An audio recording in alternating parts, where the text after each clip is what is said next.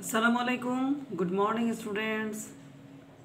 Hello, my dear students. Welcome back to my online class.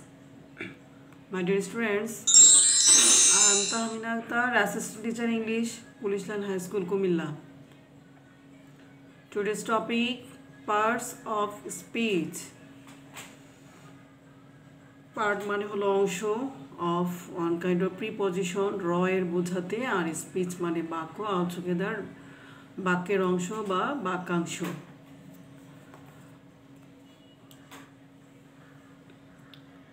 তো প্রথমেই জেনে now what is the definition of parts of speech. The different kinds of words used in English speech are called parts of speech. মানে বাক্যের অন্তর্গত প্রতিটি শব্দই কোনো না কোনো পার্টস অফ স্পিচের অন্তর্ভুক্ত আর কি। আমরা যে কোনো একটা সেন্টেন্স বললে এই সেন্টেন্সের প্রত্যেকটা ওয়ার্ডই কোনো না কোনো পার্টস অফ স্পিচের সাথে রিলেটেড। সেই জন্য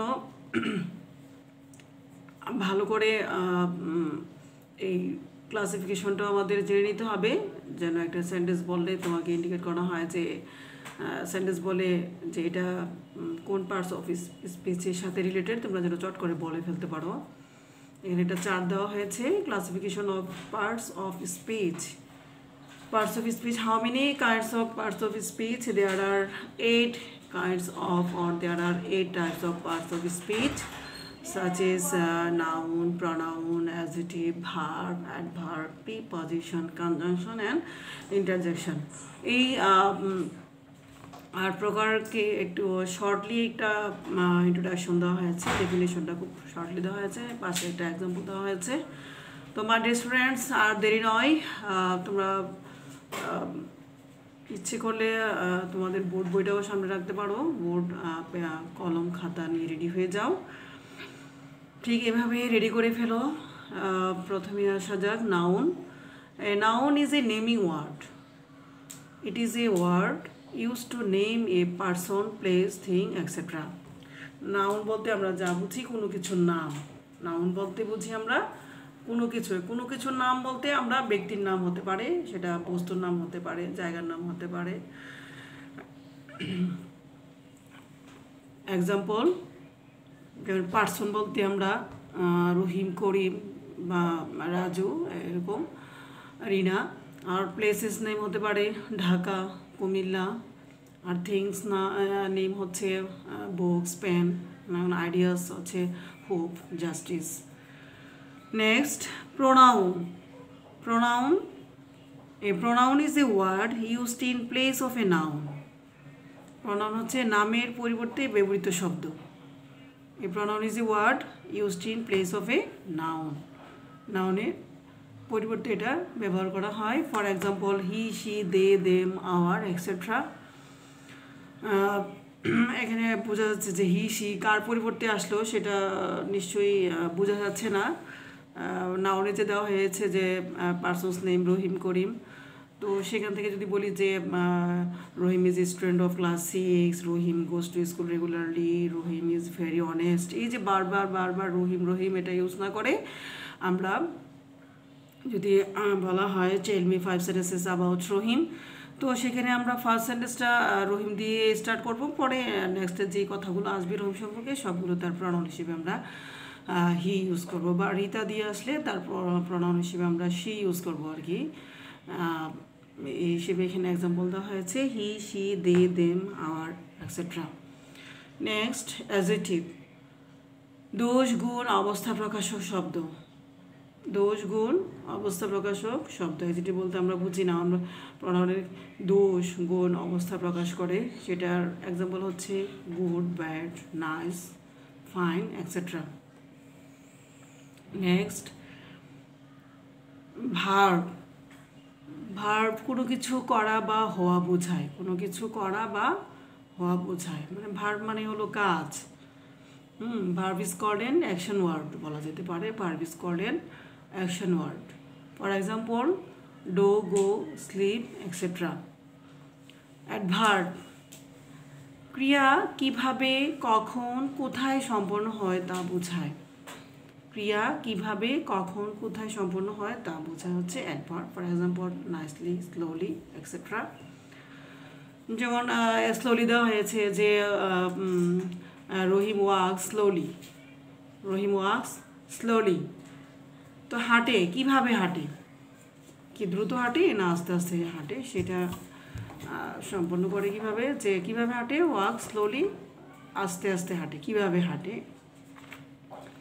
প্রিপজিশন, শব্দের আগে বসে পূর্ববর্তী শব্দের সাথে ওই শব্দের সম্পর্কও করে। প্রি মানে হলো পূর্বে, আর পজিশন মানে অবস্থান। নাউন বা প্রনাউনের পূর্বে বসে একটা সম্পর্ক স্থাপন করে, নাউন বা প্রনাউনের পূর্বে বসে একটি সম্পর্ক স্থাপন করে। For example, in, for, to, on, etcetera. কীভাবে সম্পর্ক স্থাপন করে, যেমন যদি বলা হয় the book is dash the table, বইটা কি, বা the cat is dash the table. এই যে সম্পর্ক স্থাপন করবে, মানে আমরা এখনও কিন্তু আমরা অস্পষ্ট যে বইটা কোথায়, বিড়ালটা কোথায়, এই এটা সম্পর্ক তখনই ক্লিয়ার হবে যদি বলা হয় the book is on the table, বইটা টেবল উপরে, are the cat is under the table, তাহলে বিড়ালটা কোথায়, বিড়ালটা হচ্ছে টেবলের নিচে। এই যে এইভাবে একটা সম্পর্ক স্থাপন করে, এটা ছাড়া বোঝা যাচ্ছে না যে বইটা কোথায়, বিড়ালটা কোথায়। তো শব্দের আগে বসে পূর্ববর্তী শব্দের সাথে ওই শব্দের একটা সম্পর্ক স্থাপন করে, সেটা হচ্ছে প্রিপজিশন। নেক্সট, কনজাংশন, দুই বা ততোধিক শব্দ অথবা বাক্যাংশকে যুক্ত করে, দুই বা ততোধিক শব্দ অথবা বাক্যাংশকে যুক্ত করে। For example, and, but, as, etcetera. And but he is poor but honest. Rohim and his brother went there.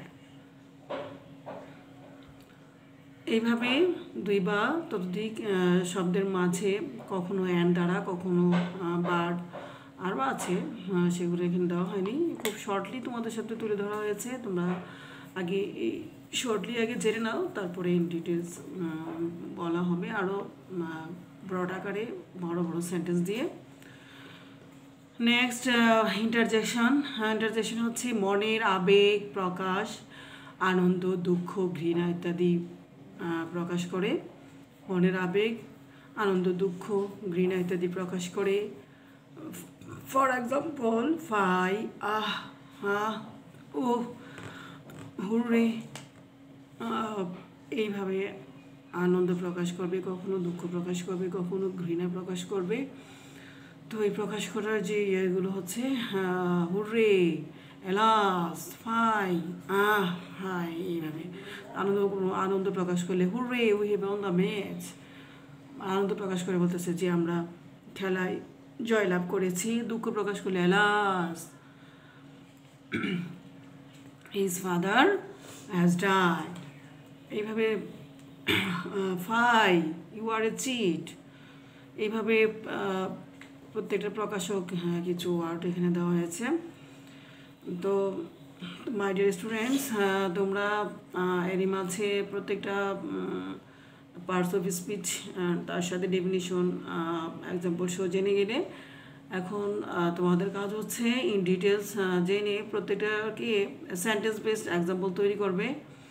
আর এর উপরে একটা এখন একটা তোমাদের এক্সাম্পল তুলে ধরলাম, একটা হোম টাস্ক দিচ্ছি, দেখে নাও সেটা। Fill in the gaps with suitable parts of speech. Fill in the gaps দেওয়া হয়েছে এখানে, সুইটেবল উপযুক্ত কতগুলো পার্টস অফ স্পিচের অন্তর্গত কতগুলো ওয়ার্ড দিয়ে দেওয়া হয়েছে এবং গ্যাপ দেওয়া হয়েছে। আশা করি তোমরা এটা ফিল আপ করতে পারবে। ক্লুগুলো হচ্ছে crisis, rice, shelter, food, desert, rain, cut. তো একটু পড়ে দিচ্ছি। If we dash trees at random, one day our country will turn into a dash. আমরা যদি আমাদের গাছ কেটে ফেলা নিয়ে একটা গাছ কাটার উপরে দেওয়া হয়েছে যে সে তোমরা পার্টস অফ স্পিচের সুইটেবল ওয়ার্ড দিয়ে এটাও ফিল আপ করা হলো, শিখতে পারবা। সেই সাথে আমরা গাছ কেটে ফেললে আমাদের আমরা কী ধরনের ক্ষতির সম্মুখীন হব সেটা সম্পর্কে একটা আইডিয়া পেয়ে যাবা। If we dash trees at random, আমরা যদি আমাদের গাছ কেটে ফেলি, one day our country will turn into a dash, একদিন আমাদের এই দেশটা একটা বিশাল মরুভূমিতে পরিণত হবে। All living animals and birds will not find any habit or dash to live in. আর আমাদের বেঁচে থাকার জন্য কোনো প্রাণী পশু পাখি থেকে ধরে কেউ কোনো বাসস্থান খুঁজে পাবে কি, কোথাও আশ্রয় নেওয়ার? They will be destroyed. তারা কোথাও আশ্রয় নেওয়ার যদি সুযোগ না থাকে, সব গাছ যদি এভাবে কেটে ফেলা হয়, তাদেরও ধ্বংস হবে। There will be no dash, and as a result, agriculture will face a great dash. তার ফলশ্রুতিতে একটা সময় আমাদেরও ফসলেরও, আমাদের কৃষির ক্ষেত্রেও ব্যাপক ক্ষতির সম্মুখীন হব আমরা। তো মাই স্টুডেন্টস, আজকে না হয় অ্যান্সারটা বলেই দিচ্ছি, তোমরা এর উপরে এইভাবে তোমাদের বোর্ড বইটা নিয়ে ওখানে অনেক এর উপরে এক্সারসাইজ দেওয়া আছে, এগুলো আশা করি অবশ্যই এক্সারসাইজগুলো খাতায় করে নিজে নিজেই ফাইন্ড আউট করবে কোন ওয়ার্ডটা নাউন কোনটা প্রনাউন অ্যাডজেক্টিভ। এইভাবে তোমরা একটু প্র্যাকটিস করো।